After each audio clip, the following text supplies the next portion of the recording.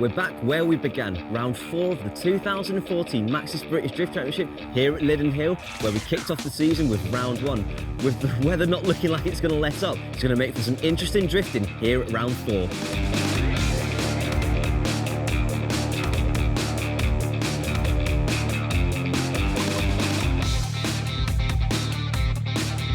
Round 3 was only 3 weeks ago. Let's check out what happened at Teesside Autodrome. Ryan Cooper has spun. Tony Walker is not letting the pressure get to him. Taking the top spot was Stephen Donnelly, all the way from Scotland. Off the circuit, 2 wheels, and a straight in there, an error from Anthony Mortley. Oliver Silcock took the win. Matt Carter with good close proximity. Bagsy is really close. He's almost touching him there. Shane O'Sullivan extends his lead and takes the first place on the podium. So round 3, some of the closest drifting we've ever seen. I'm going to pass you over to Matt now, who's going to talk us through what's new here at round 4. Thanks, Corin. So yeah, as you can see, we're not going to need these today, but Lydden Hill, here again. How are we going to mix it up for the drivers this time? 12 hours before they're going to go into practice, BDC makes an important announcement. We're running Lydden Hill backwards. Never been done in motorsport, 2-wheel, 4-wheel. First time here at the BDC.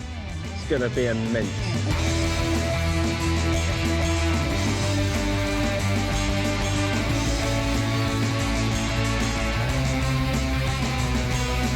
So here we have the Wall of Doom. It's taking its victims already. I'm sure there's going to be plenty more, but we are in for some awesome battles. Let's see what the drivers have to say. Cheers, Matt. So yeah, let's get a driver's opinion. Dan, when you heard about the reverse track, what was your first opinion? Yeah, amazing. Yeah, loved it. I think, to be honest, I've wanted Lydden to do it for a long time, since I've been drifting, definitely. And to finally get the chance to actually drive it backwards is, yeah, unbelievable. Love the setup. So. And let's just talk about your personal drifting. I mean, you've qualified in Pro and Super Pro this time. That's right, yeah. Yeah, ecstatic with that, to be honest. And good results in both. 2nd in Pro, 7th in Super Pro, 2nd in the Championship at the moment. I want as the best result I can get, really, to be honest. I'm hoping to win today. With the wet, to be honest, we haven't really had a wet battles yet this season, so we'll see how it goes. Hopefully the car will be good in the wet. So great qualifying position for Dan for Major there. In 2nd place, Gary Dunn took 1st, and great to see Paul Stryker competing in the BDC. The semi-pro qualification was also very interesting. Mark Glegg in his E30 BMW 3rd, Ryan Cooper 2nd, and Tony Walker looking forward to the new layout in 1st. I was excited to run a new layout, down to 4th gear entry, I estimate about 80 mile an hour. As you come through clip 2, probably down to about 50, but it's pretty quick when you go sideways. Yeah, and how's the car feeling for you at the moment? It's excellent. I haven't even touched it since before round 3. Good mates built the car for me while I was away last round. Finished on the podium at round 3. Hoping up for a podium this time as well. Solly, you're leading the Super Pro Championship at the moment. What do you reckon that's down to? Bit of luck, bit of everything, just driving hard as I can, really, you know. And car's going well, no letdowns. Talking about the day ahead, the reversal of the track, how much of that is an issue for you? Well, you know, it's no different, like, because everyone's in the same playing position, so it's, you know, it's fine. You're getting quicker entry speeds now, aren't you? I am, but today is a different story because yesterday was lovely and dry, and you can see it's raining here today, so it'll mix it up big time. And how did you do in qualifying? We qualified 3rd, a lot of good driving there, so I was very happy to get in that position. Shane, brilliant to talk to you again. Thanks very much. So while drivers are getting ready, let's just quickly check out the rest of the qualifying results. The Super Pro class is where it's at. 14 points separating the drivers. In 3rd was Shane O'Sullivan, in 2nd Mark Looney, but taking the top spot from Spain, Luis Lopez Mora. The semi-pro class saw horrendous conditions at the beginning, with the rain pouring down on the Lydden Hill circuit, causing very tricky and difficult conditions, We saw a few spins, but thankfully everybody seemed to make it round, and we go straight into battle. Semi-final now. Mark Glegg in the BMW as the lead car, being chased by Team M&M Stuart Farley. As you can see, very slippy and slidey out there as they head round this first corner. Backwards here at Lydden Hill Circuit, a massive correction from Stu Farley is going to give Mark Glegg an advantage. So Mark in the BMW is going to try and lead round, getting as close to those clipping points as possible. You can see the white boxes there, Matt, on the racetrack. So with the first run complete, we'll have to wait and see what is in store in the second run for these guys as they switch it around. Malk sends them off the start line. Team M&M's Stuart will lead as they pace each other to the pace cone. Stuart flicks it in there with some good speed, but Mark Glegg's captured him nicely there, taking a slightly shallow line, straightening a little bit. We'll have to wait and see what the judges say. Not the best run from these guys, definitely room for improvement, but who will go on to make it through into the final, we'll have to wait and see. Quite a nice final section from both these drivers, both on clip, and good proximity from Mark Glegg, looking well there. Mark Glegg may have just pipped it to the post here against Stuart Farley. So straight into our third and fourth place battle. Michael from Team PLD there in the BMW going up against Stuart Farley. So Janks in the BMW is pushing nice and hard there on that clipping point, using the V8 powered BMW to try and pull a lead from Stuart Farley. Stuart is going to try everything he can in the Team M&M S14 to catch him, but Janks just seems to be pulling a good lead here as he goes through this final section. A little bit of a tweak there. The conditions not easing up here at Lydden Hill for round 4 of the BDC. This track out there will be very, very slippy. So straight into battle 2 now. Stuart Farley, the lead car. Janks in the BMW. Trying to close that proximity there, trying to get on the rear quarter, on the door of Stuart Farley. Stuart Farley struggling a little bit with the car. And Janks goes for the overtake. It is deemed legal. So Janks powers it through now in the lead as they go around that final corner. The judges, I suspect, may give that one to Janks, but we'll have to wait and see. So straight into our semi-pro final, we've got BMW versus BMW as Mark Glegg in the lead car goes up against Ben Rowland in the BMW Compact.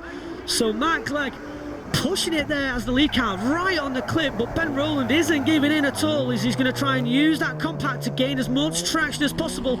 But Mark Glegg seems to be pulling a little bit of a lead, and he spins. Mark Glegg has spun, throwing it away now. Ben Rowland just needs to make it across the finish line as he goes through that final clipping point, and he may be able to take the advantage there into this second run. So Ben Rowland now flicks it in there. Second run, Mark Glegg's going to have to try and do everything he can to pressurise Ben Rowland now into making a mistake, but Ben Rowland keeping it calm and collective as he goes round the tight hairpin corner, a little bit off clip, but it's no way going to shake off that advantage that he's got. A dab of the brakes just to try and control the car in these poor conditions, and Mark Glegg putting in a fantastic chase run. A little bit on the dirt there, but I think Ben Rowland may just take the win. We'll have to wait and see, and he did. Ben Rowland took the top spot. Mark Glegg second on the podium, with Janks from the BMW stealing the third place. So some big smiles on the podium. Let's see where the guys stand in the championship. Adam Simmons from Slide Motorsport in third, Stephen Donnelly in second with 53 points, and Matt Stevenson leading the championship quite healthy with 78 points. I tried some slightly larger tyres. I seem to be running out of speed in every other round, so I thought I'd try some bigger tyres, but other than that, personal changes in my mental state made all the difference. So we move into our pro class, and despite weather reports saying the weather would be improving throughout the day, we still see a very slippy circuit with many of the drivers struggling to get to grips with the changing conditions from yesterday's qualifying session. We head straight into our semi-final. We're going to see Gary Dunn, the lead car, all the way from Ireland, going up against Richard Grindrod in the bright orange Driftworks E36 BMW.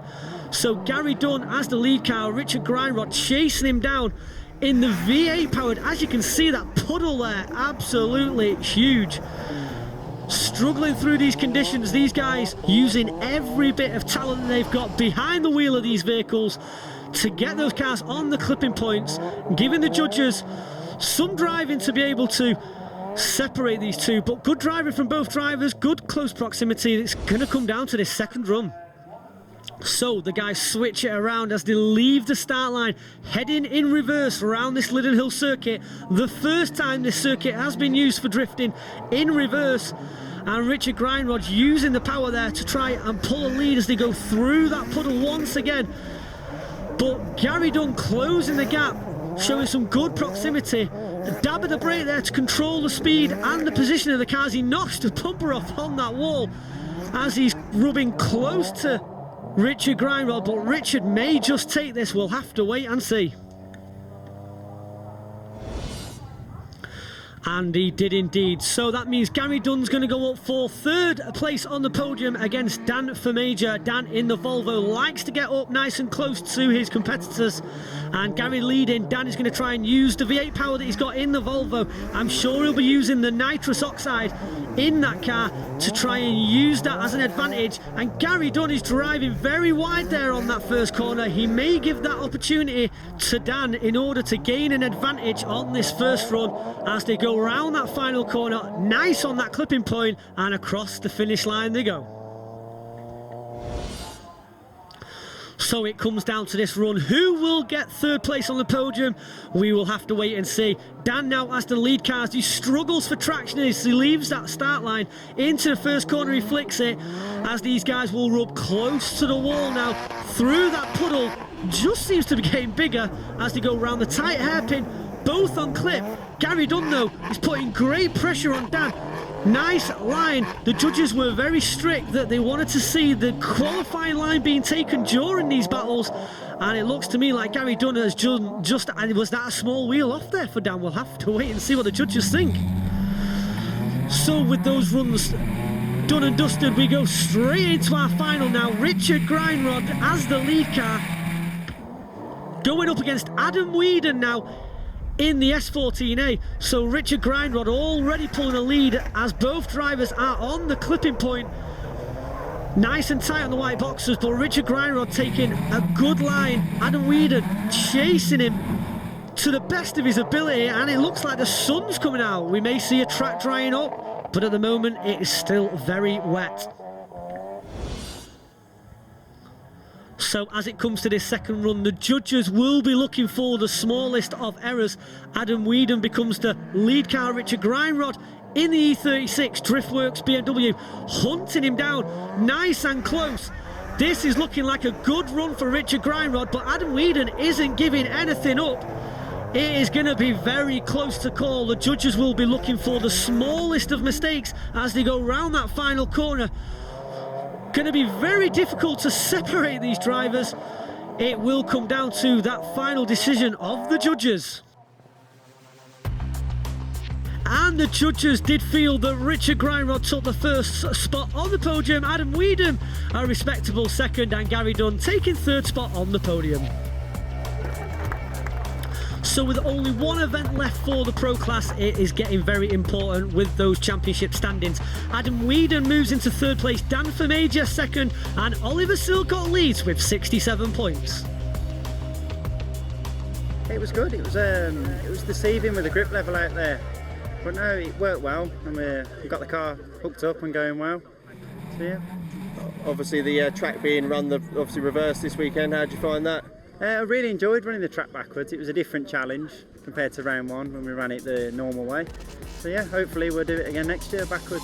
So that wraps up all the action in the semi-pro and the Pro class. Straight after the break, we'll be back with the main event, the Super Pro class.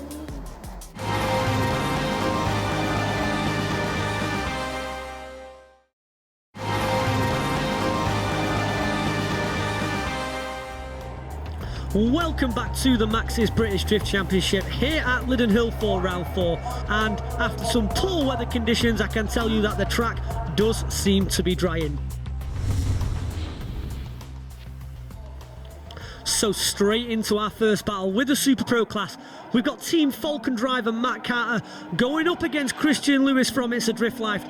So the R32 Skyline of Matt Carter leads this first run, and Christian Lewis is going to chase him down now in the It's a Drift Life R33. Christian showing good close proximity, a little bit down with the handbrake, but you can just see the improvement in the driving with these guys. The conditions are drying, and that is a fantastic chase run from Christian Lewis there on Matt Carter. Wow. So as the guys head back round to the start line, we'll see them switch it around. Malk sets them off. Matt Carter is going to try and match that good run there. As he becomes the chase car, Christian Lewis flicks it into that first corner in front of him, and Christian Lewis is getting some fantastic traction as he gains some momentum into that hairpin corner. A small correction from Matt Carter, but not letting Christian Lewis pull too much of a gap. Christian Lewis, though, right on the qualifying line, like the judges have asked for, and Matt Carter slightly off that clipping point. We'll have to wait and see how that pans out.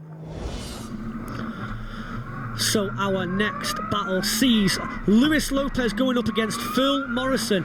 So Luis Lopez, the lead car in the Aero Kit S14 powered by a V8. Phil Morrison in the Driftworks AA86 as Phil closes the gap on the hairpin corner. He is absolutely stuck to Luis Lopez, like when he touches, he backs off and he rubs, and he's absolutely stuck to the door of Luis Lopez. What an epic battle.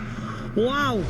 So these guys going to switch it around. Former BDC champion Phil Morrison going up against Spanish champion coming over to the BDC to try his luck in the championship. Phil Morrison turns on the smoke as Luis Lopez is stuck to him in a repeat of what we've just seen. Luis Lopez needs to get a little bit closer, mind you. Phil Morrison was absolutely on the door, and as you can see, missing that bumper from that first run as to go around through that final corner, just a cloud of smoke.